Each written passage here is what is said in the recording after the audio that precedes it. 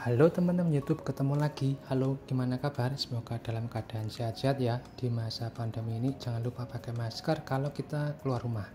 Oke teman-teman, saya kedatangan sebuah laptop, yaitu ini dia, Infinix InBook X1.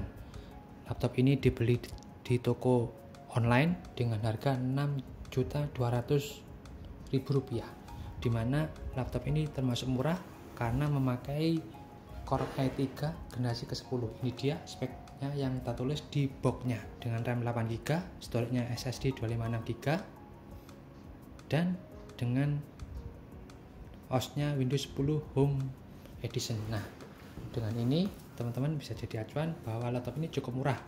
Baiklah, kita buka aja yuk. Di paket penjualan kita mendapatkan ini dia chargernya seperti ini teman-teman, 65 watt pakai USB Type-C. Nah, cukup oke karena tidak makan tempat teman-teman, jadi bisa menghemat tempat di tas teman-teman. Kemudian untuk selanjutnya ada manual juga, sekaligus ini kartu garansi teman-teman. Pengetahuan saya itu 1 tahun, dan ini dia kartu manualnya alias buku manualnya untuk panduan-panduan teman-teman ketika memakainya. Baiklah, kita singkirkan dulu. Kita dulu unitnya ya. Oke teman-teman, ini dia unitnya, terbuat dari aluminium teman-teman, dari build quality-nya. Bentuknya tipis, compact, dan beratnya ini teman-teman 1,48 kg, dimana terlihat mewah ya karena memang pakai aluminium. Untuk baterainya dipersenjatai dengan 55 Wh, dimana bisa ngecas sepengetahuan saya 2 jam 30 menit, dan lama pemakaiannya secara standar bisa mencapai 9-13 jam. Ini berdasarkan saya baca-baca teman-teman ya. Baiklah, kita lihat dulu I/O nya teman-teman. Ya, di sini terlihat teman-teman nih untuk colokan ngecas DC-in, dan ini LED indikatornya, dan ini dia HDMI 1.4 dan USB 3.0 dan USB Type-C, dimana bisa digunakan untuk transfer data, charging, dan DisplayPort. Nah, dan satu lagi USB Type-C cuma untuk bisa transfer data, seperti itu teman-teman. Dan ini ada juga untuk pengunci webcam sekaligus mic-nya juga, jadi untuk security-nya teman-teman nih. Dan untuk bagian kanan I/O nya, nah ini dia ada micro SD. Untuk colokannya di sini kelihatan micro SD card reader, dan ada headphone jack combo, dan USB 2.0, dan satu lagi USB 3.0, dan tidak ketinggalan juga Kingston lock. Kemudian di bagian bawah persenjatai dengan speaker bass stereo. Ini dia ada 2 stereo teman-teman. Ini speaker bassnya ada 2, sedangkan nanti ada 2 lagi untuk tweeternya. Baiklah, kita lihat dulu untuk layarnya. Ya, ini dia teman-teman. Untuk layarnya 14 in Nano Edge, dimana pakai IPS LCD dengan rasionya 16:9, dan juga mempunyai kecerahan 300 nit. Nah, oke dah. Dan yang paling keren bisa mencapai 100% sRGB. Wow, keren nih. Dan tidak lupa webcamnya ini memakai 720p dengan dual mic. Nah, dual mic ini ya ada 2, jadi suaranya akan bagus teman-teman. Dan tidak lupa untuk view angle-nya bisa mencapai 178 degrees. Nah, seperti ini. Nah, oke dah. Mantap nih. Dan kita lihat dulu untuk keyboardnya. Ini dia keyboardnya Chiclet, dan ada ini teman-teman backlight. Nah, ini dia simbolnya kelihatan, dan seperti ini. Untuk touchpadnya agak keras seperti ini, multitask, dan ini dia Core i3 simbolnya dan Windows-nya, serta ini dia tadi build quality-nya bagus pakai logam.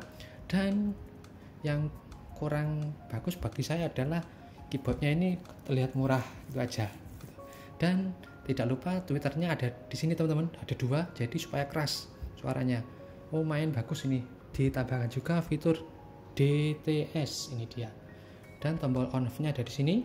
Baiklah, saya perlihatkan untuk tombol backlight di laptop Infinix Inbook ini, yaitu kita lihat dulu di sini, tekan Fn plus spasi, kita lihat dulu. Nah, ini dia kelihatan 1, 2. Nah, jadi ada tingkat kecerahannya mencapai 2 kali, alias 2 kali tingkat kecerahan teman-teman. Baiklah, kita lihat dulu komponen-komponen di laptop ini pakai screen recorder teman-teman.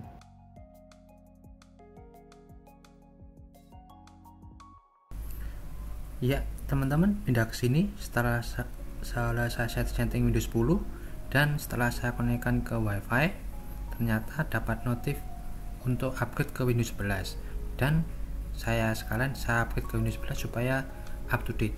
Beginilah versi Windows 11 yang telah saya dapatkan. Nah, ini dia yang terakhir di Windows 11 di Infinix Inbook X1. Baiklah, kita lihat dulu komponen-komponen apa aja yang ada di laptop ini dengan cara klik kanan Task Manager. Nah, di sini kelihatan untuk CPU-nya yaitu pakai Intel Core i3 generasi ke-10 yaitu 1005 G1 dengan clock speed dasarnya 1,2 GHz, bisa turbo boost menjadi 3,4 GHz. Lumayan oke. Dimana masih dual core ya, dengan 4 thread, dengan disknya totalnya 5 MB. Nah, dari sini masih level medium ya untuk segi mobile. Namun dari prosesor ini hemat daya karena memakai litografi 10 nanometer dengan dayanya 15 watt. Nah, jadi bisa hemat pemakaian baterainya teman-teman. Dan untuk memorinya ini dia teman-teman, 8 GB, dimana dengan speednya 3200 dan juga sudah terpakai 2 slotnya, sehingga teman-teman tidak bisa menambahkan lagi karena sudah tersolder. Nah, jadi sudah maksimal 8 GB ya teman-teman. Dan untuk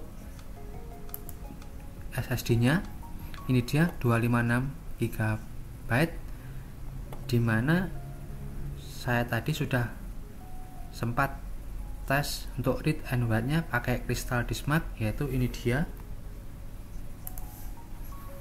kecepatan read nya yaitu mencapai 2400 MB per second, sedangkan write nya bisa mencapai 1100 MB per second. Nah, dengan hal ini SSD yang dipakai termasuk level menengah alias medium, bukan yang versi murah yang masih 1000-an. Jadi sudah oke ya teman-teman. Dan informasi juga, di laptop ini disediakan juga slot SSD untuk tambahan dual storage. Nah, begitulah teman-teman, ini dia gambarnya.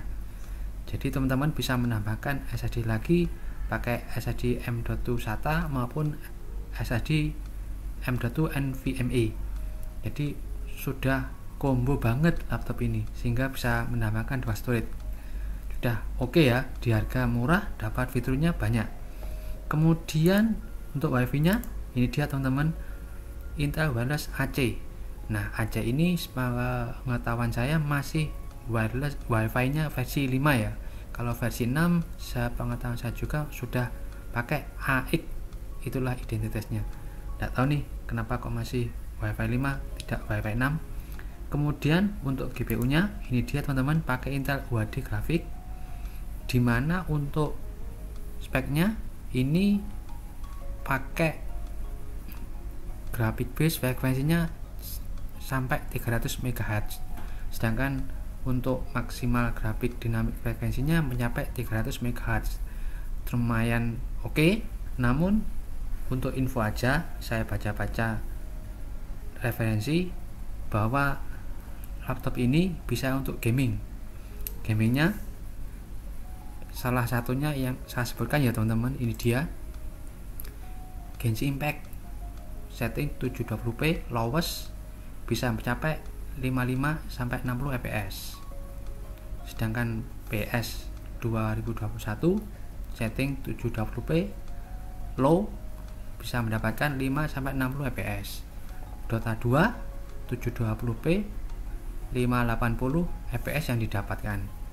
GTA 5 720p normal bisa mendapatkan 40-60 fps. CS:GO 720p low bisa mendapatkan 80-110 fps. Nah, sedangkan untuk Valorant teman-teman bisa pakai setting 1080p low dengan mendapatkan 60-90 fps.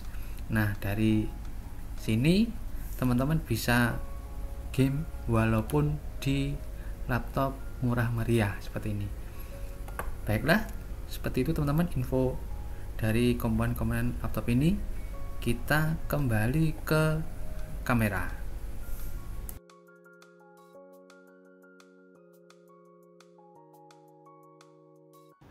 Nah teman-teman, bagaimana setelah melihat komponen-komponen laptop ini?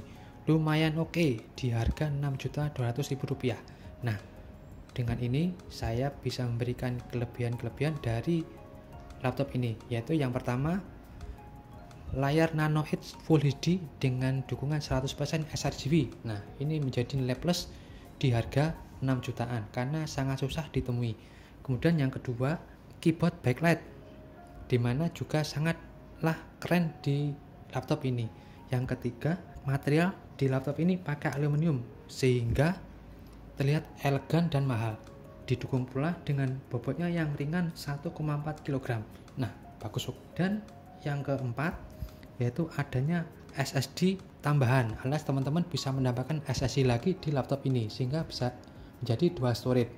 Dan nilai plus lagi untuk SSD-nya sudah level medium ya, kecepatannya mencapai 2000-an Mbps, sudah cukup oke. Yang kelima, dilengkapi dengan speakernya yang kencang, yaitu ada 4, bassnya 2 di bagian bawah dan 2 tweeter di sini, cukup kencang. Dan tidak lupa, laptop ini juga punya kekurangan versi saya, yaitu pertama, tidak adanya slot untuk upgrade RAM. Jadi teman-teman sudah nggak bisa lagi menambahkan lagi, sudah mentok di 8 GB karena sudah tersolder semuanya. Yang kedua, tidak disediakan charger untuk DC di sininya, sehingga teman-teman harus mencolokkan ke USB Type-C yang ini. Namun bisa menjadi kelebihan karena teman-teman bisa lebih ringan, tidak memakan tempat. Tapi untuk saya kekurangan, tergantung teman-teman menilainya. 4, build quality-nya dari keyboard terlihat murahan, kurang bagus, hanya dibuat sedikit aja supaya keren, maka akan mantap karena untuk menyesuaikan alias mengimbangi dari build quality material yang terbuat dari aluminium ini. Kemudian touchpad-nya ini agak keras teman-teman, jadi agak butuh tenaga untuk menekannya. Nah, dari laptop ini kesimpulannya bagi saya adalah kelebihannya menutupi kekurangannya. Jadi laptop ini worth it banget teman-teman di harga 6.200.000 di tahun 2022. Jadi laptop ini bagi saya adalah untuk teman-teman pemula yang ingin megang laptop dengan fitur berlimpah untuk office, low editing dengan tingkat komplekannya yang tidak terlalu alias standar aja, dan multimedia serta low gaming, dimana sudah saya berikan referensinya tadi. Baiklah, itu aja teman-teman, laptop ini worth it untuk dibeli walaupun sebagai pemain baru. Baiklah, itu aja, jaga diri dan kesehatan, no hate and cheers.